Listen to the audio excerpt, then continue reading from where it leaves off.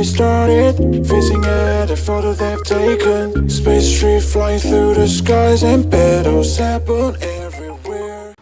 Alors aujourd'hui je vais vous montrer comment faire des steaks végétaux avec des haricots rouges. Donc moi je les ai fait cuire au préalable dans mon Cookéo. Vous pouvez les acheter en boîte déjà cuits, donc vous n'aurez plus qu'à les égoutter. Moi je les achète en sachet à grands frais, j'ai plus qu'après à les faire tremper toute une nuit. Bon c'est un peu fastidieux mais bon au moins je sais qu'il n'y a rien du tout dedans et en termes de prix c'est super intéressant. Bon après à vous de voir. Donc ça je le fais toute une nuit tremper et après je les fais cuire dans mon Cookéo. Donc ça donne ça une fois qu'ils sont cuits. J'ai mis dans mon Thermomix un oignon avec un morceau d'ail. Donc je vais mixer tout ça. Donc si vous n'avez pas de Thermomix, c'est pas un problème. On va juste faire dans un premier temps revenir l'ail et l'oignon. Et puis après on va pouvoir faire la recette. Vous verrez c'est facile et ça met pas très longtemps. Voilà ce que ça donne après mixage au Thermomix. Donc comme je vous l'ai dit, je vais les faire revenir avec un peu d'huile et après on passe à la suite. Alors dans la cuve de mon robot, j'ai rajouté 2 cuillères à soupe d'huile d'olive, 4 cuillères à soupe d'eau. Je vais rajouter les autres ingrédients. J'ai rajouté mes haricots rouges, 2 cuillères à soupe de moutarde, 100 g de farine de sarrasin et aussi il faudra en garder un petit peu pour pouvoir s'en servir pour façonner les steaks. Donc 100 g de farine de sarrasin. Alors moi je mets 2 cuillères à soupe d'épices mexicaines mais c'est facultatif, à vous de mettre les épices de votre choix. 2 cuillères à café de cumin, mais là pareil si vous aimez pas vous n'en mettez pas. On va mettre des herbes de Provence, 2 cuillères à soupe d'herbes de Provence. Maintenant on va mixer le tout. Alors voilà ce que vous devez obtenir comme pâte. Donc je vous le dis, faites attention parce que moi avec mon Thermomix pourtant il est puissant, ça a un peu chauffé donc je l'ai fait en 2 fois.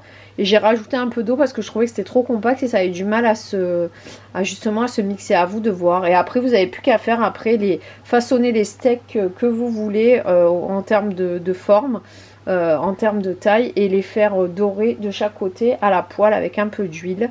Vous pouvez tout à fait les congeler. Si vous voulez un peu rajouter de farine aussi avant de les mettre à griller, vous pouvez aussi.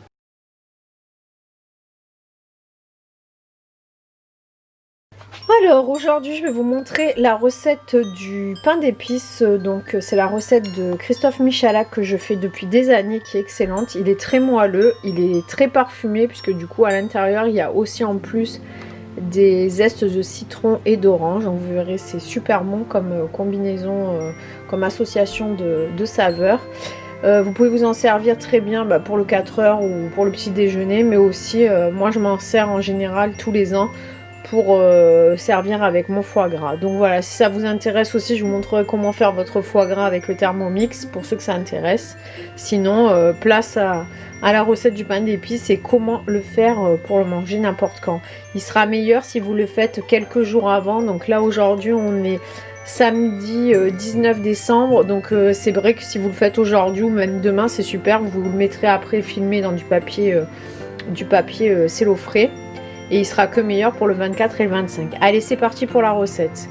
Alors pour les ingrédients, il va vous falloir du miel. Donc prenez du miel de fleur, c'est mieux, c'est celui qui sera en termes de goût le plus neutre. De la levure chimique, du citron jaune, 2 citrons verts, une orange. Donc ça sera pour les zestes.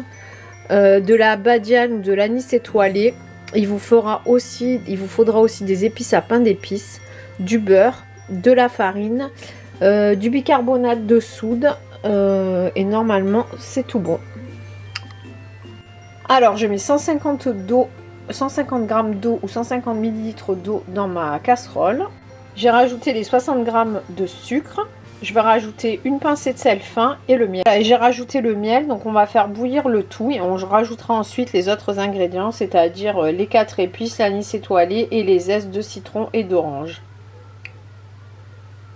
On va faire bouillir la préparation de l'eau avec le sucre et le miel et le sel. Une fois que ça va commencer à bouillir, on rajoutera nos zestes qu'on a préalablement zestés auparavant, c'est-à-dire citron vert, orange, citron jaune.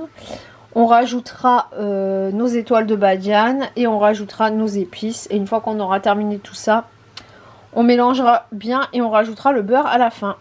Alors voilà, j'ai rajouté une fois que ça bout les épices, les zestes et maintenant je vais rajouter le beurre. Et après je vais mettre à couvert hors du feu pendant 20 minutes. Du feu, voilà, je couvre Et je vais laisser au moins 20 minutes, enfin même vous pouvez attendre que ça refroidisse complètement. En attendant, je vais tamiser la farine, le bicarbonate et la levure. Et puis je mettrai la préparation une fois qu'elle sera refroidie au bout de 20 minutes, voire plus. C'est mieux de la laisser bien refroidir pour être sûr que votre gâteau gonfle bien. Alors une fois que ça a bien refroidi, enfin ça a reposé minimum 20 minutes, donc je passe tout ce qu'il y avait dans la casserole dans une passoire et je mélange bien au fouet.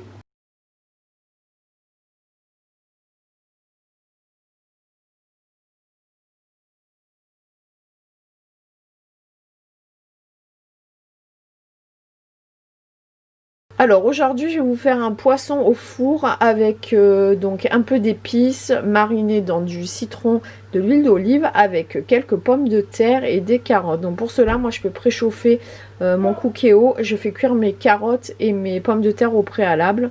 Donc ça va être très simple, je les fais cuire environ 7 minutes pour 500 grammes et j'ai fait décongeler mon dos de cabillaud que j'avais acheté à la poissonnerie. Donc après il n'y aura plus qu'à assembler le tout.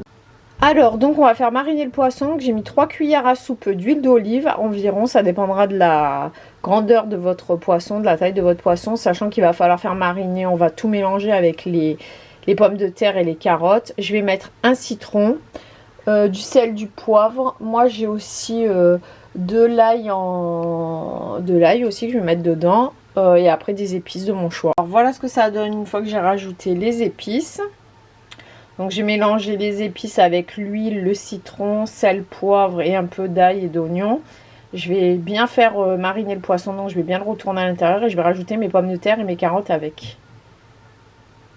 Alors j'ai rajouté donc sur les pommes de terre et les carottes un peu d'huile d'olive, un peu d'oignon, de poivre, de sel et d'ail, un peu d'épices. Voilà, je laisse un peu mariner et après j'enfournerai tout ça à 210 degrés environ 30 minutes, à vous de voir après en fonction de la taille de votre poisson.